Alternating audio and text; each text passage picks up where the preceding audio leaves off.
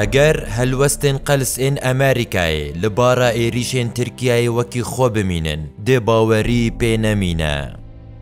فرماندار گشتی یه هیزن سوریای دموکراتیک مظلوم عبدی وی جاره بشیوه یکی دن و زمانه کی حشک بسر بریوبریا کوشکا سپیوه دچه. ده هف پیوینه که تایبت لگل مال پرا مونیتور امریکایی ده.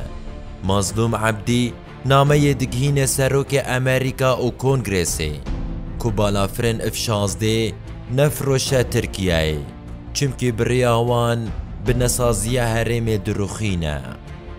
لطانشتاوی عبدی هشیاری داکو ورخویای که هفکارن ما نگارن ریل بر ترکیه بگرن و ببن کدن.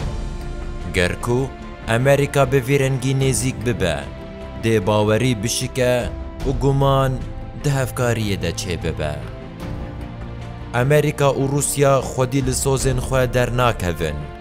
عبدی اشکره کر که موسکو لدیرک رقا و کوبانیه لبله روبرا برفره جروجلات حتی بسینور عراقی لجر سروریه امریکاییه و راستی ایریشانتی.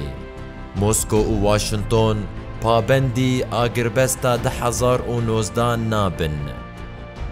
توته کلیا ما به ایریشن لدش ترکیه رتونه. فرماندار گشتی حسده مظلوم عبدی بالکشان سر کشتنا لشکرین ترکیه لباشور کردستانی جی و گوتکو. که عدالت ارتشا ترکیه طولا خواه جه سیویلن سوریه رادگه و وی جاری 10 سیویل هاتن کشتن. از بترسم که اگر امریکا و هفکارن ما بیدنگیا خواه بدومینن انجام گرانتر ببن.